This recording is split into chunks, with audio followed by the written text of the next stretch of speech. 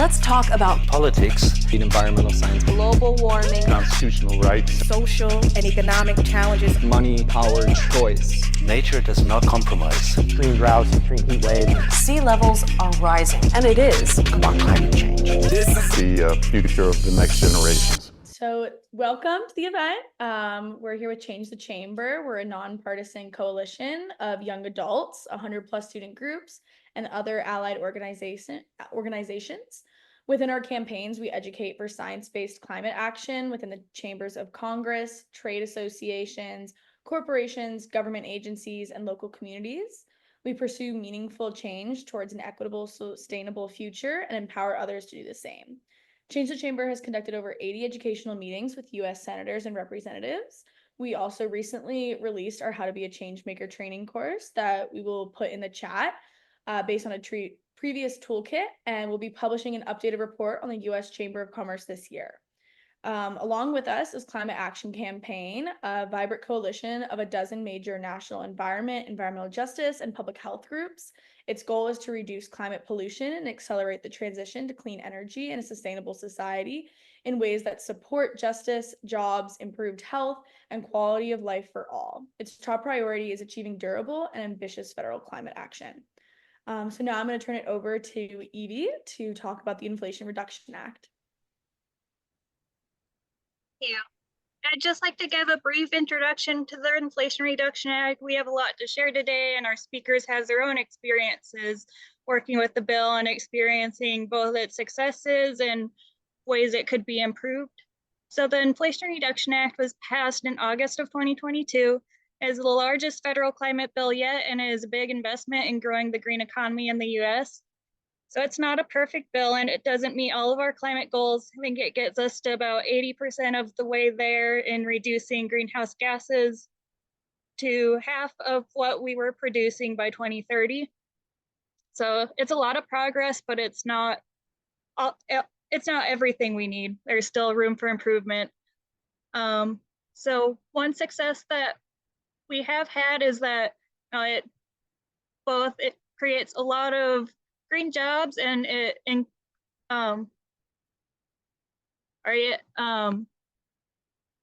helps improve our infrastructure for the green economy, and it improves renewable energy and replaces some of the fossil fuels that were on the electric grid previously.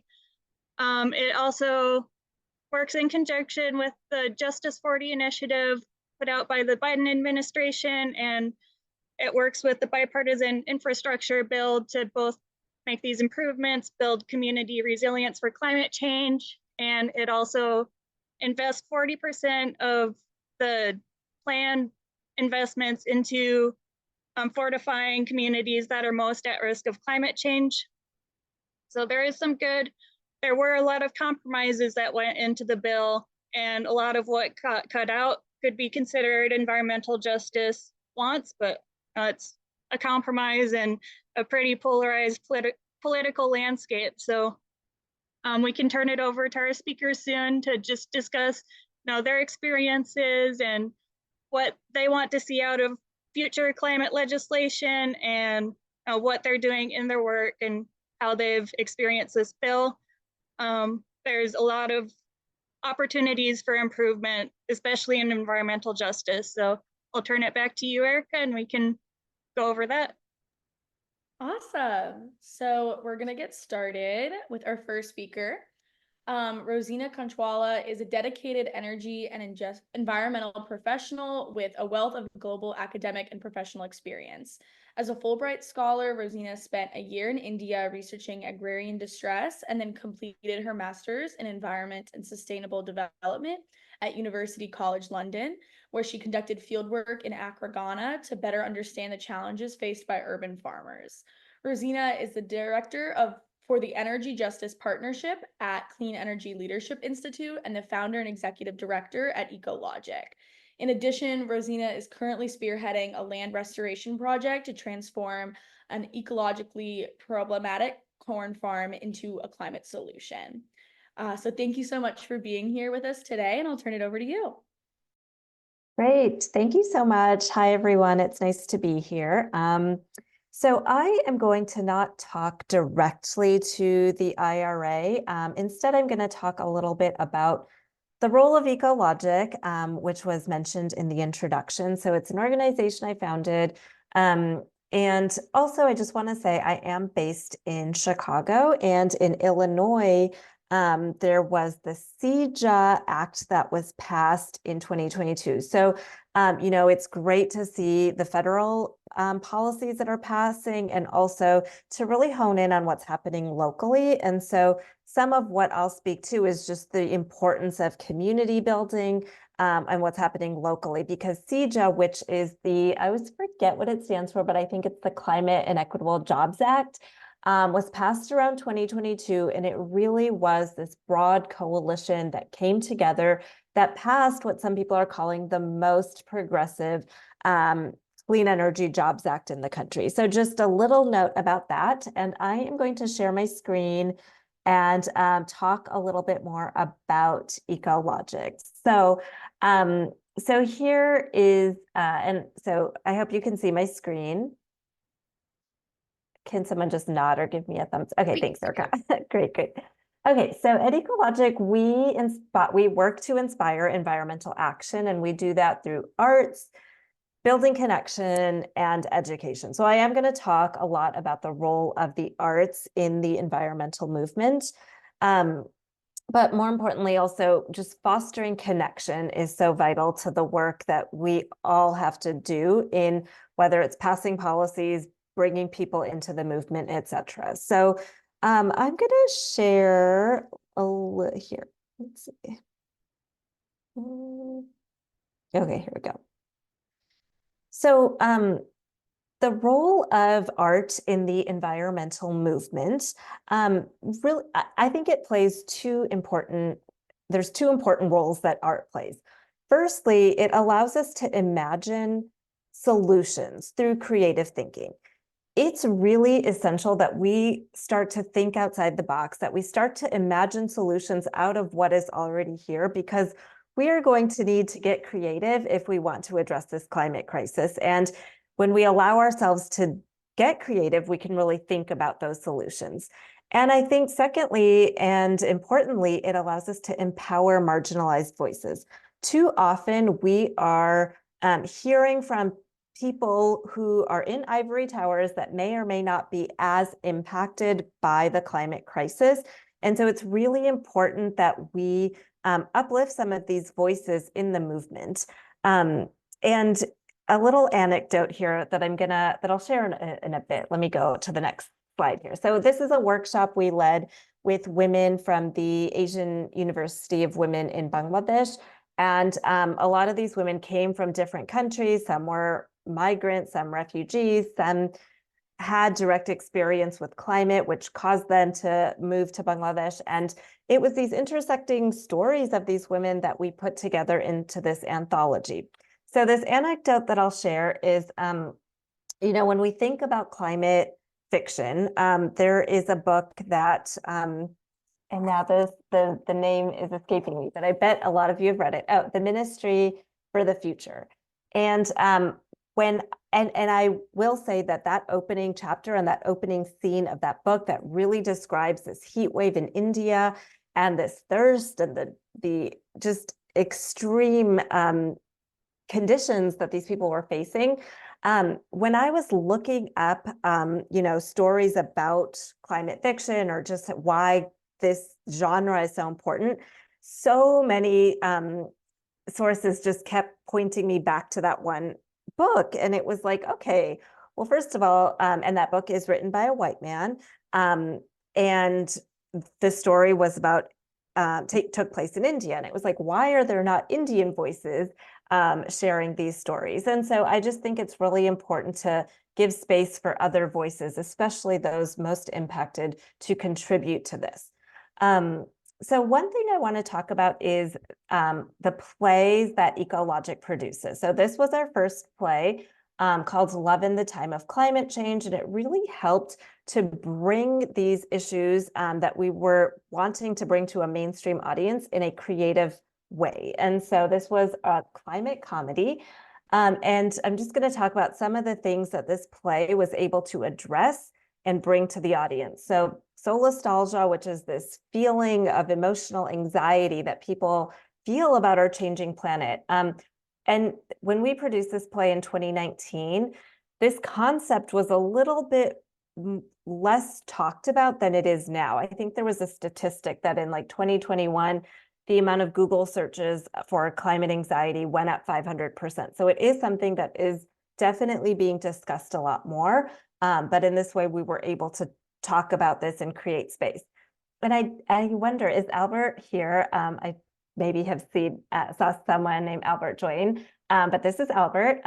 And you know, one thing that our play also addressed was this issue of climate migration. And there's such a direct link between climate and migration.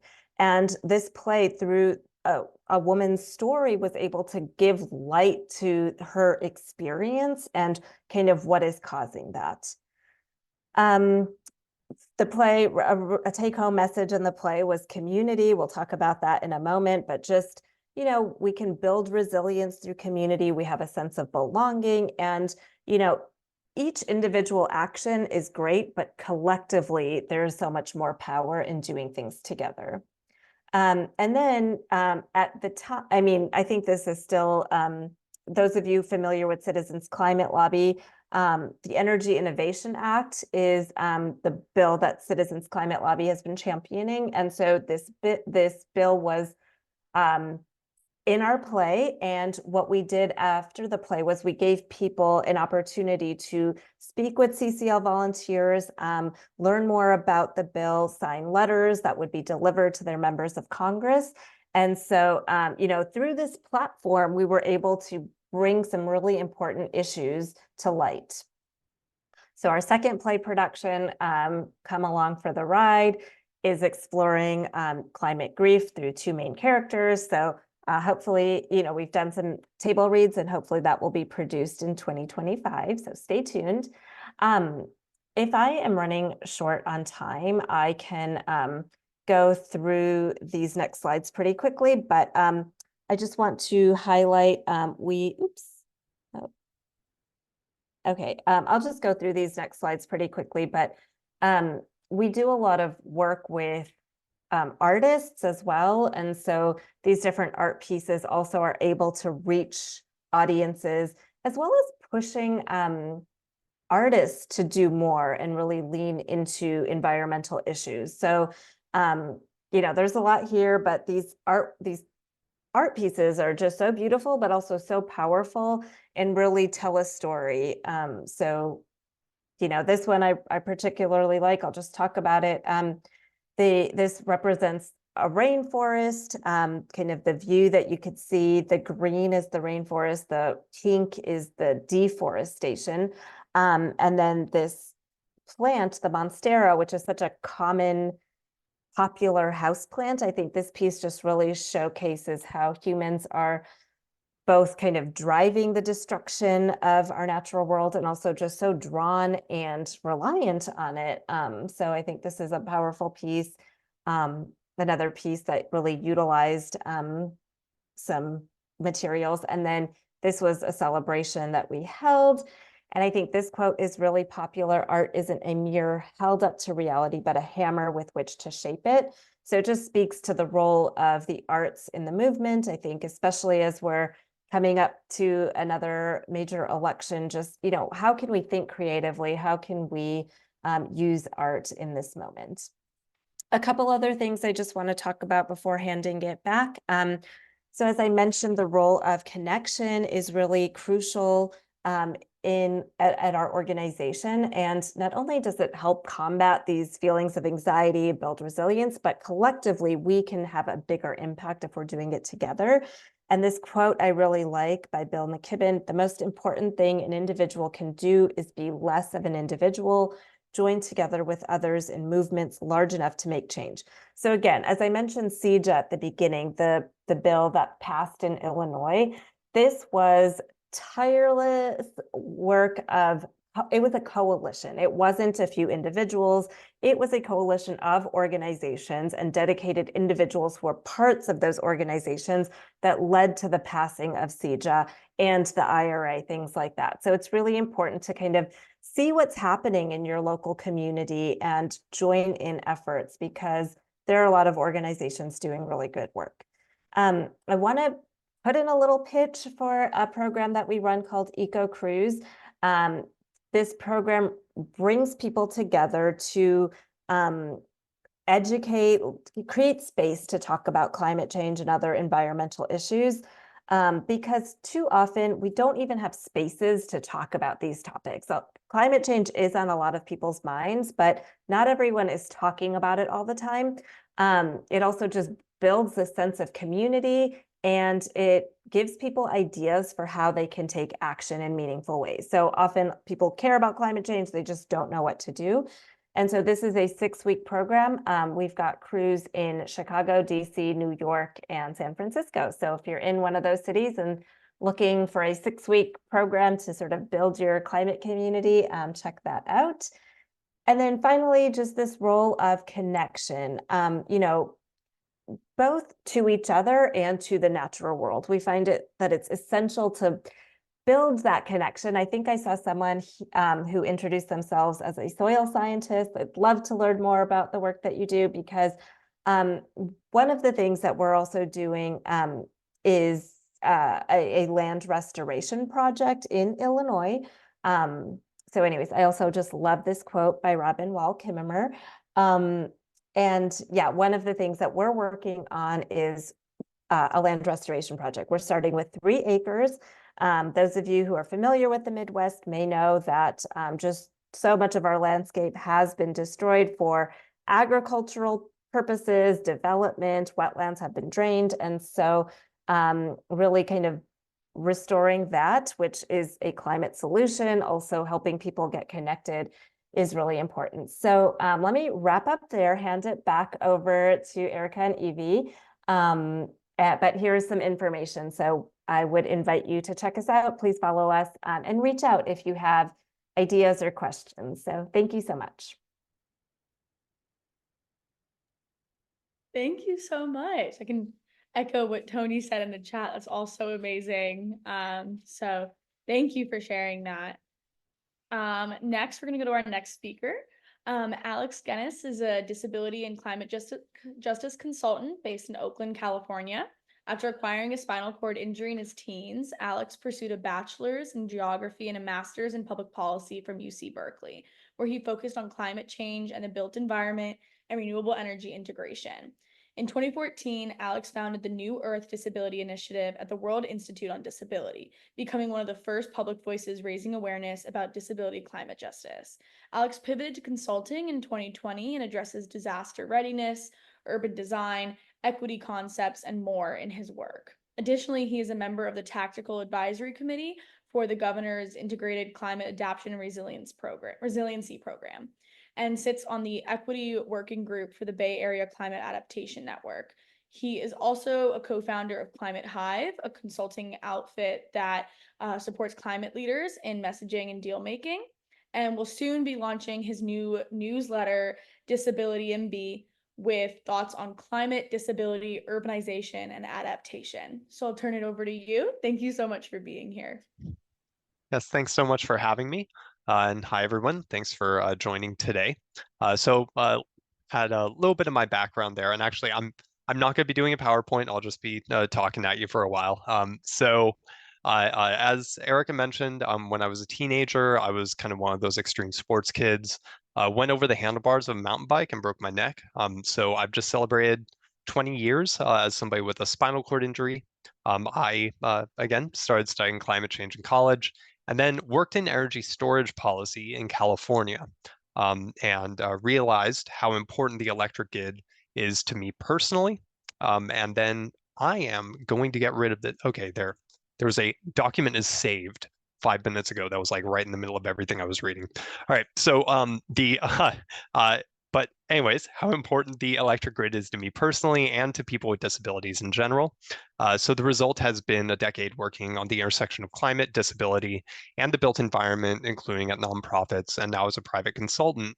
But just like so many climate topics, the connection between disability and climate change can be complex.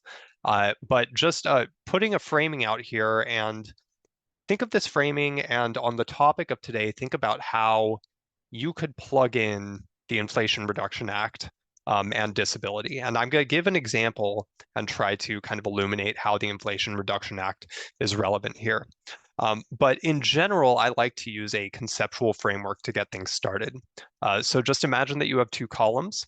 On one side, you have everything related to climate change. So acute impacts like wildfires and rising sea levels, downstream effects like economic disruptions and migration, and every strategy for sustainability and resilience.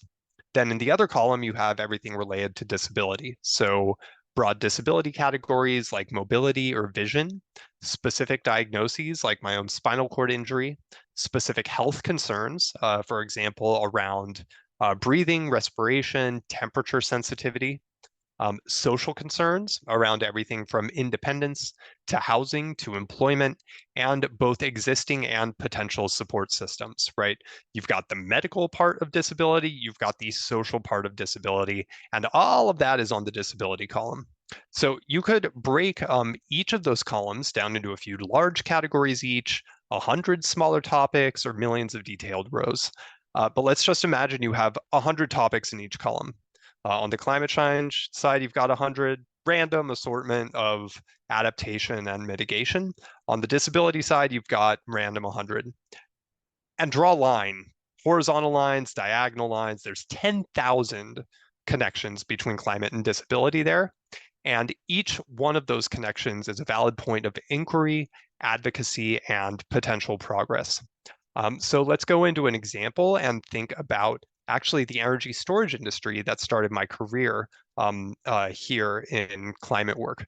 So for folks that aren't familiar, the key to a stable electric grid is that you always need enough power being produced to meet demand, and that power needs to fit through choke points on the grid like transmission wires and electric substations. But as the grid and climate change evolve, striking that balance and navigating those choke points will get harder.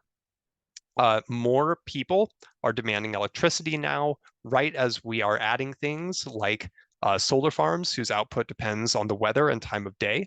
On the climate front, extreme weather can knock out transmission lines or lead to huge blackouts, among other concerns.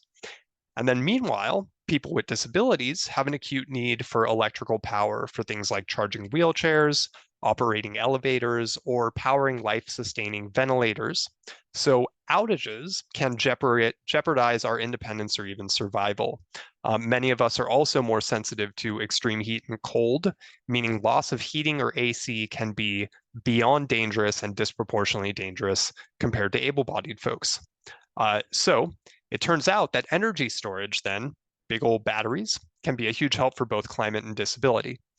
Batteries are being installed at solar farms, at electric substations, and at the places people consume electricity to help balance out the grid and keep it stable.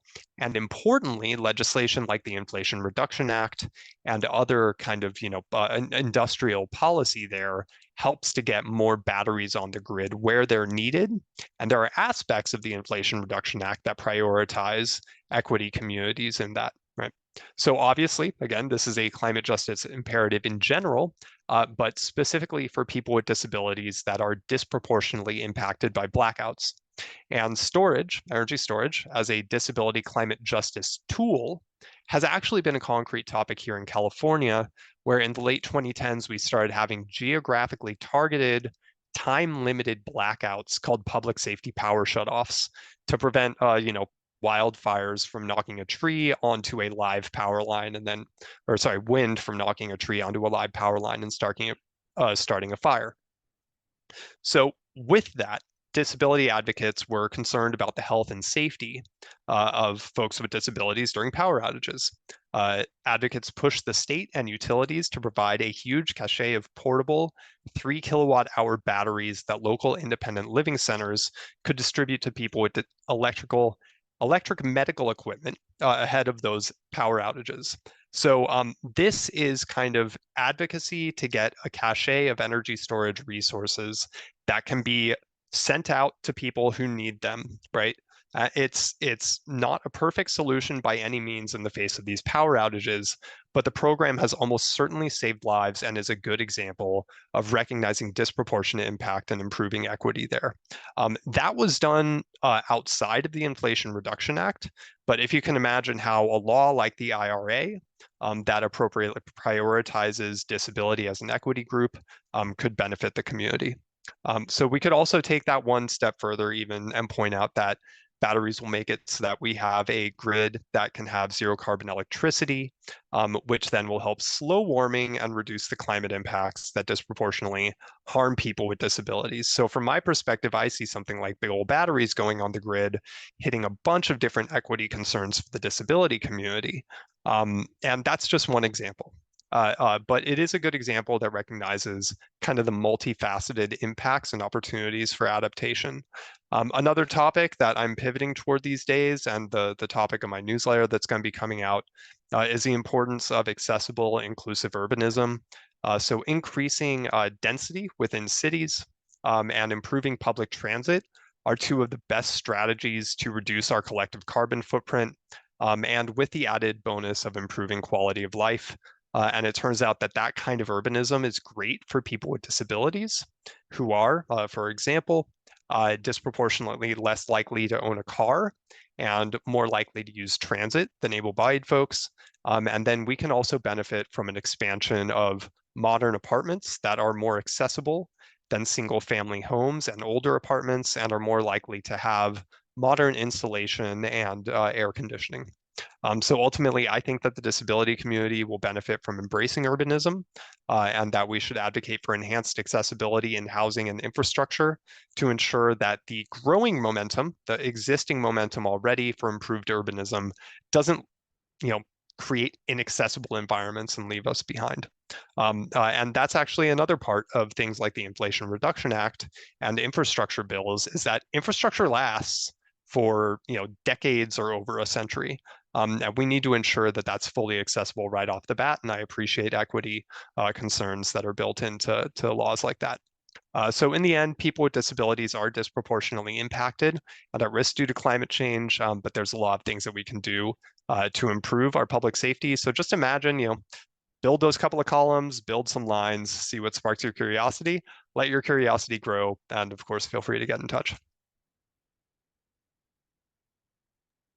Great. Thank you so much. I see so many people reacting very well. So I know that this has been very helpful for a lot of people. So thank you.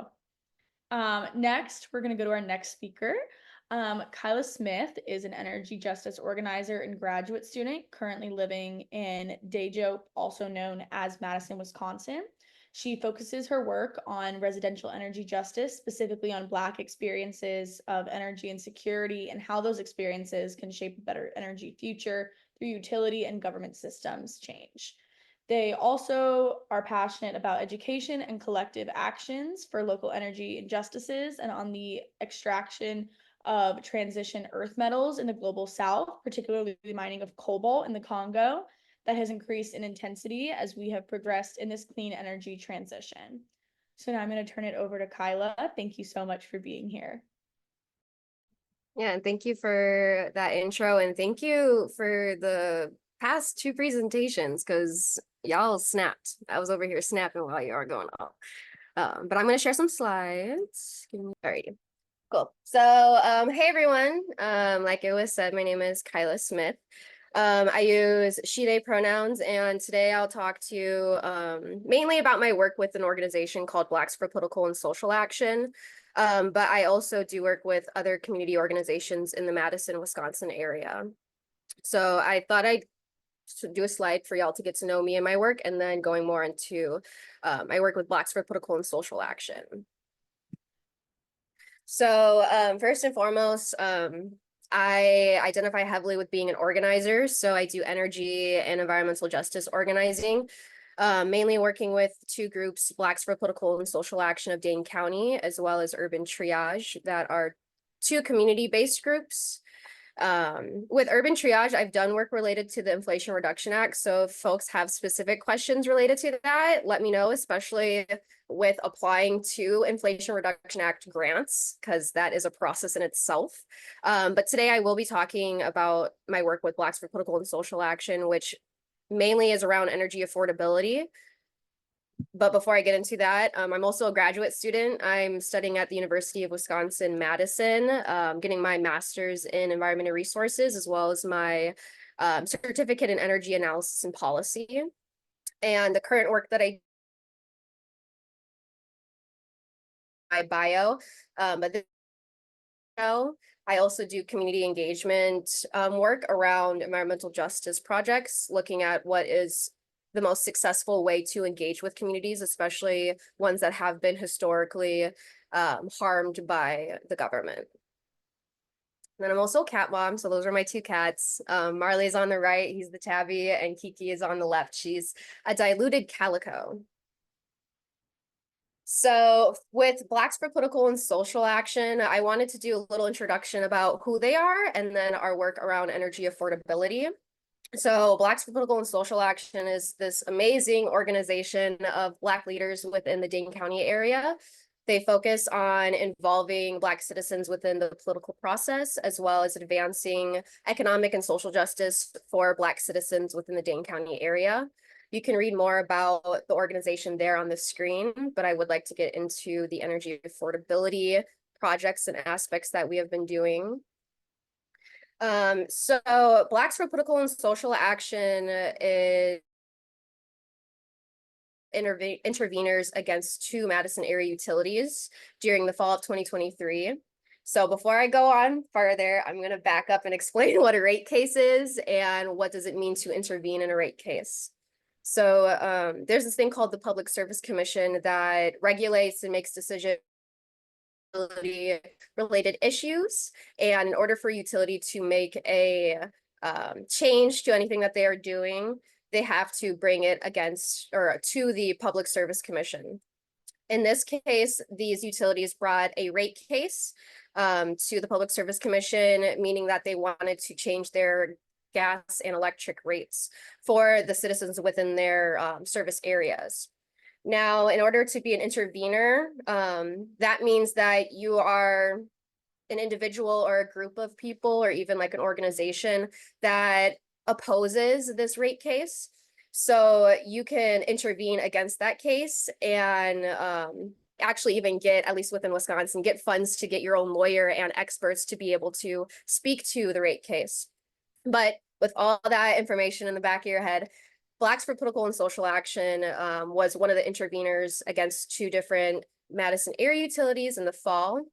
And they were opposing the rate increases, but they were also trying to propose the utilities to look more into programs that can help people that are already in debt or to help people that are low income and can't afford their bills.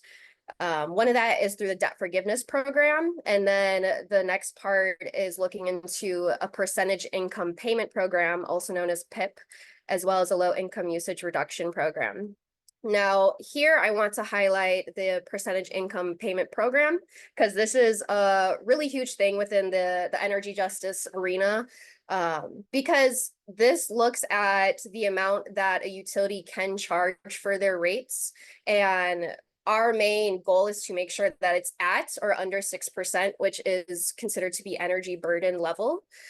And energy burden just basically means that you're paying a certain portion of your income. And if you're paying over that 6%, then you're considered to be paying too much for your electric and gas bills. So the importance of this program is that people will be able to pay the amount that is considered to be the acceptable or the more comfortable percentage of your income that you're paying towards your gas and electric bills. And this will also not just help Black people, but like all people, especially low income people and moderate income people that are struggling currently with their gas and electric bills. So there was this intervening on the case, but additionally, on top of our work with the lawyers, on top of our work with the expert, we also were tasked with trying to mobilize community to get comments in about what they feel about this rate increase and how that would impact them. So this is a flyer that I helped to create for Blacks for Political and Social Action. And this was actually a coalition of groups in the Dane County area that got together to try to mobilize the commenting period and put the information out there that there's these rate increases that are trying to happen and the impact that can have, as well as what people can do to take action. So the two main things here, we're going to either an in-person hearing or doing an online comment relating to the rate increase. We also did give a percentage income payment program. So since this did happen last fall, there were a few wins from the decision that was made.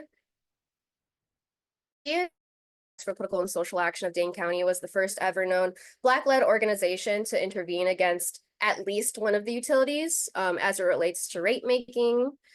We also accounted for about 200 of the comments that were for one of the utilities, which I think is amazing because for folks that aren't familiar with the process, they give you a short amount of time to submit comments. So the fact that we were able to get 200 of the 711 was amazing. The rates were also rejected by the Public Service Commission and they reduced the proposed rates. The Public Service Commission ordered the utilities to look into a debt forgiveness program and to implement that, as well as, which this is huge, they told them to further investigate the program that we proposed in the percent income payment program, as well as low income usage reduction program, which these programs will be reviewed on dockets coming this fall. So the work is continuing to be done. And if you want to stay tuned about it, you can follow my Instagram, which will be at the end of this slideshow. But before I finish my presentation, I wanted to leave it off with this one quote from our president of Blacks for Political and Social Action of Dane County. His name is Reverend Hart. And I think this relates to not just the Black experiences that I focus on in my research, but to everything that's been talked about so far. Like Alex talking about disability and how that relates to the electric grid. Like I was just sitting there snapping the whole time because I'm like, yeah, please, like speak on that. But Reverend Hart says the discussion of energy rate increases or energy rates is a civil rights issue. And I'm going to pause because I feel like the civil rights issue is something that people don't really understand when it comes to energy affordability and energy access. And that quote was powerful in saying it. So thank you. If you'd like to stay connected, you can. I have an Instagram, Kyla, the EJ gal, as well as LinkedIn. And there goes a beautiful array of my cats.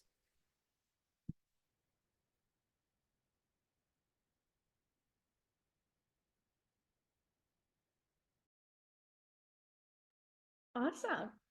Well, thank you so much. I think that was a great way to kind of speak to both of the presentations before and also add some new things. So thank you for that. And then last, but certainly not least, we'll have Hazel. Hazel Chandler is a dynamic, highly motivated leader who has extensive experience with state and federal legislators, political parties, legislation initiatives, local officials, nonprofits, and advocacy groups in raising awareness of issues. She is dedicated to creative solutions to a variety of education, family support, health, behavioral and mental health, and environmental issues. She's the Arizona coordinator for Moms Clean Air Force and also works as the volunteer leadership core for the Climate Reality Project. She's a mom, grandmother, and recently a great grandmother, congratulations, who has been advocating for a livable planet, clean air, climate solutions, and environmental issues since her oldest son was just a baby. So thank you so much for being here with us today, and I'm going to turn it over to you. Hi, it's just great to be here. I'm really excited. You know, most of you here on this call are young enough to be my grandchildren. I am a mom, a grandma, and a great-grandma, and I work for Moms Clean Air Force as a field organizer. As well as Elders Climate Action. I've been volunteering with them since they started about 9 years ago. And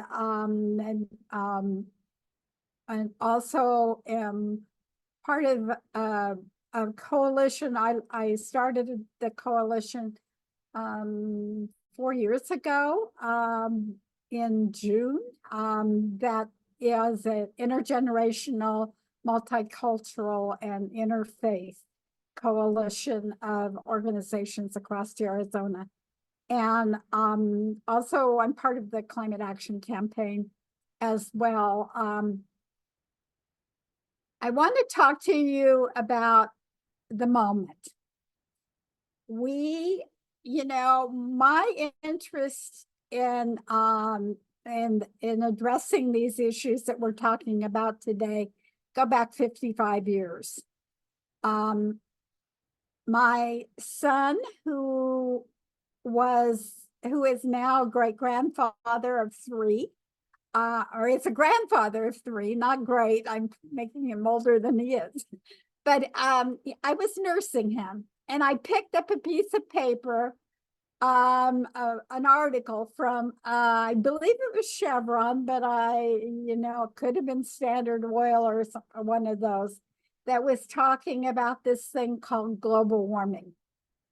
And they were telling us that if we didn't quit burning fossil fuel, this is the fossil fuel company, if we didn't quit burning fossil fuels, we were going to be in big trouble and have a questionable livability of our planet by 2050 or 2100. Well, I have to tell you what I saw, what I read about in 55 years ago, and way more recently in the 80s when global warming started to become an issue, is happening right now. Only it's even worse than the scientists thought were going to happen in 2100. We're seeing disasters from everywhere. And it is, I look back and I think, oh my God, we have wasted all of this time, and our children's future is greatly in question. So then, fast forward the last 4 years, I've been incredibly involved in getting the IRA passed and getting the EPA, the infrastructure bill, the EPA, a lot of new regulations in the EPA, and we've made more progress in the last 4 years than we've made in the last 51 years since I realized this is an issue. But it's not enough. We have an investment that in the IRA and the infrastructure bill and in these new regulations that are starting us on a new journey. A journey towards a livable future, so towards a sustainable future. One of the things that I've really seen that is really exciting to me is how many people have come together around this, and how in our state especially, everyone's working together to implement our IRA and our infrastructure bills. And we're working with our governor's office, we're working with our environmental quality, we're working with regional EPA, our schools and business to find ways that we can make sure that this gets implemented correctly. But one of the most exciting things that I see that's happened here in Arizona is we are becoming a clean energy state with business flourishing in our state. And a small amount of investment on solar, I believe that the last figure I heard, we have received about $40 million of money that has come into our state that is actually going into projects. There's a lot more money that's coming into our state, but not going into projects. And what is so exciting about that is that same $40 million has created $220 million of additional business investment in clean energy in our state. So we took this this seed money, this investment, and it is now stimulating, you know, a whole clean energy environment. One of the things that also I love to see is many of our lower income, our environmental justice communities are now in their schools are investing and working with the IRA and the various other groups, other programs to train a workforce for the next, you know, to be able to implement this sustainability. And so again, it is helping our communities.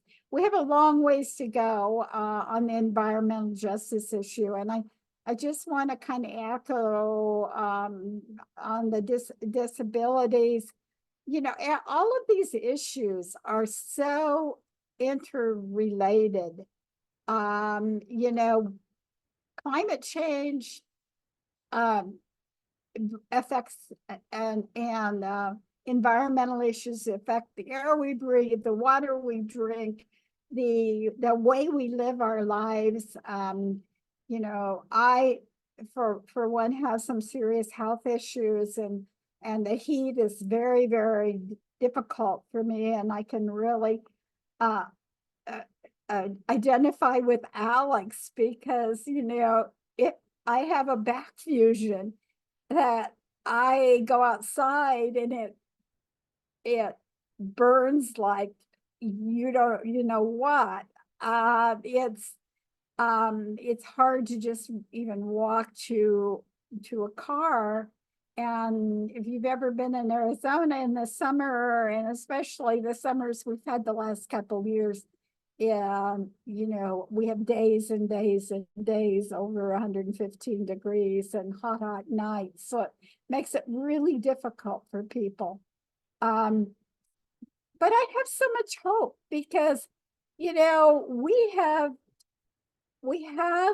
the seed investments, and we have things that are stimulating people all over our country to be more creative, to look at pulling out all of these. We've had solutions for years and years and years towards new ways of generating energy, towards, you know, solar and wind are not the only ways of generating energy, and things around battery storage and vehicles and mass transportation, and, you know, electric buses and electric trucks. These have all been, you know, companies have worked on them for years and years and years. You know, I met with scientists 30 years ago on some of these issues, but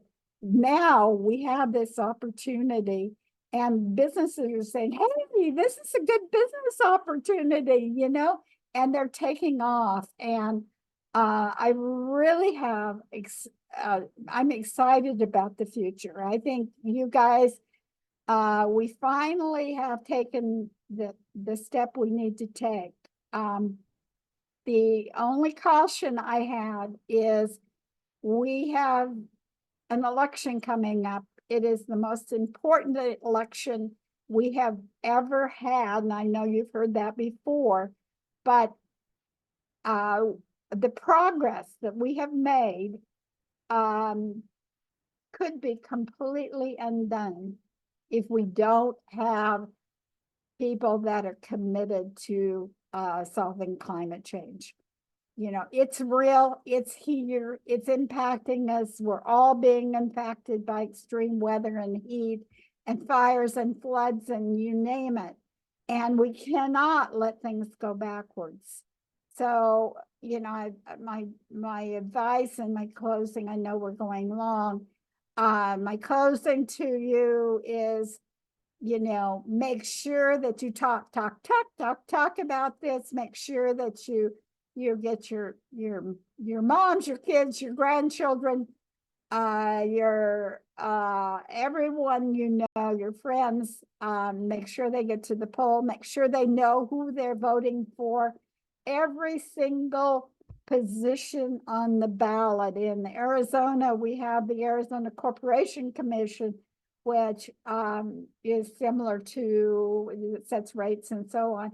It's at the bottom of the ballot, and people don't often, the number of people that vote for that position goes down dramatically. So vote your entire ballot, tell everyone vote. This may be our last time that we have a chance to mitigate the worst of climate change, and I'm putting it in all, it should not be you young ones' job to do this, but we failed you. But we're still here. We're still making our voices, and we're still here to partner with you. And we'll do this.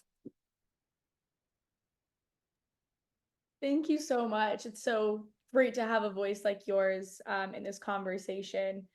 And on that last note, I think this is a great transition into our first question, which is just what are some actions our audience members can take to create progress towards an equitable future? And this is to all of our panelists, so feel free to jump in.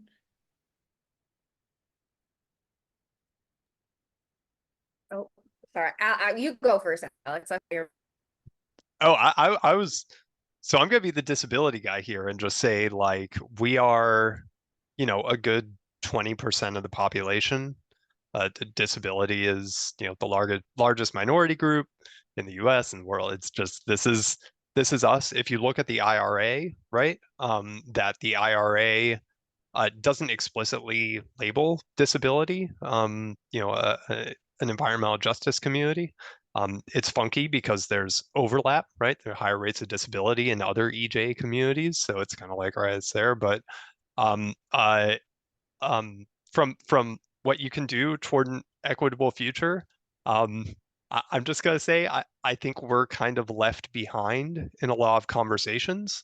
We're left behind in some ways because accessible adaptation costs money and resources, and people don't like to grapple with that in the same way that they do in a lot of other ways. So yeah, if you want to help equity, let people know people with disabilities are especially hard hit by climate change and just the importance of it. And rates of disability go up with climate. We use the phrase temporarily able-bodied, not disabled and able-bodied, but like, y'all don't know what your future holds. Nobody knows what their future holds. There's going to be, more disaster-related injuries and, just invasive diseases and everything. So I think equity really, really needs to center disability, and there's a lot of catch-up to play there. Not to discount all the other equity communities. Yep. This is Hazel. I just really want to echo what you were saying, Alex. One of the things that both Elders Climate Action and Moms Clean Air Force have done a lot of focus on is the health impacts of climate change and environmental issues. And they're extensive. Every single day, everything from pregnant women and their babies to the oldest among us are being impacted. Their health is being impacted because of climate change. And I just think it's really, really important with implementing IRA and these other programs and the Justice 40 is to have community conversations about how the health of all of us is being impacted but especially these communities, and make sure that we remind in all of the conversations that those that are other abled and those that are impacted by climate change on their health, like I am, our needs are part of that conversation. And one of the things I just found is, if we don't make our voices heard, if we don't come together, unite our voices, and show up where these conversations about how to implement these new programs are being held, businesses is fast to want to run away with it and not get anything really accomplished. So you got to make your voices heard. I believe a lot in the power of collective action. Oh yeah. So an action I would challenge y'all to do is to download the app Chili. I don't know if y'all have heard Chili before. It's a climate action app where you'll get notifications, I think daily, which is a little overwhelming, but you'll get daily notifications on, like, I think it's mainly national level actions that you can do. But if you're interested in Wisconsin specific actions, or actions relating to the DRC, Democratic Republic of Congo, you can always follow my Instagram, because I'll put actions up there. Most recent one that we did was relating to a pipeline, actually, that is in northern Wisconsin on Bad River lands. And there's a whole process going on with that. I won't get into it, but basically Chili, and then you can follow me if you want more local actions. And then also I didn't get to really talk too much about it, but something I'm really passionate about is talking more about Congo and how the mining of cobalt there is creating very gross slave and child labor conditions. So if you have a moment, you can go to freecongo.org to learn more about how to help out with the situation going on in Congo, and also learn about it too, because a lot of people don't really know about it. But I want to just I echo everything that was said. I just want to add that all of these issues in the environmental space are often interrelated, and there's only so much you can do. And so really finding what drives you, I think, is so important, and working at that. So whether it's food justice, whether it's a transition to renewable energy justice, health justice, what you could list a million different things here and kind of maybe not. I mean, obviously, feel free to do all the things, but they're all interrelated. And so rather than feeling overwhelmed by it all, and then also like connecting with others, because I do think that doing things on your own just gets overwhelming. You can get demotivated. And when you find others, if you're really passionate about bike infrastructure in your city, there's probably a group that's working on it. So connect with them. And so that would be what I would say.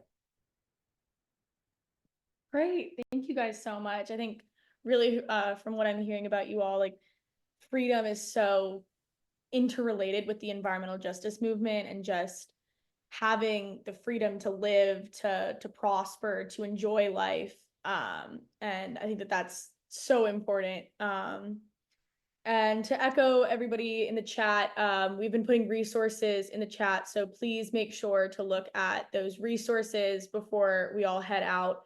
But since we are over time, I just want to give a moment to all of our presenters, if there's anything that you all want to say before we wrap it up.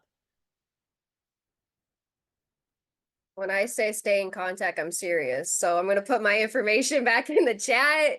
And if y'all want to connect on LinkedIn or follow each other on Instagram, please do so, because this work is tiring and we need to be connected to each other.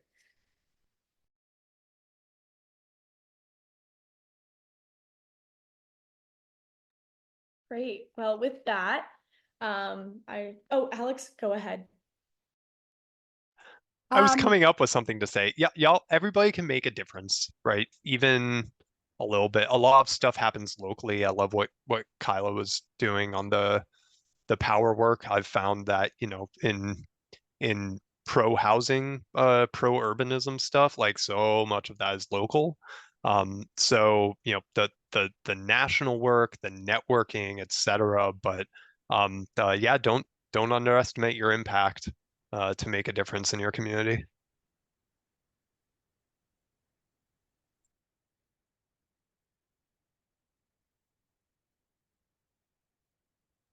All right. Well, thank you all. I would so like to much. give a big thank you to Erica and to Evie and to everybody else who helped organize tonight and brought together these speakers. Thank you so much. And I'm so glad the recording will be available to so many going forward. Thank you. Yeah, and thank you to our speakers. This has been amazing. We really appreciate your time, your energy, everything that you've done, everything you will do. And we are always rooting for you all. So please, like you said, Kyla, please stay in contact with us. Yeah, so with that, thank you all so much.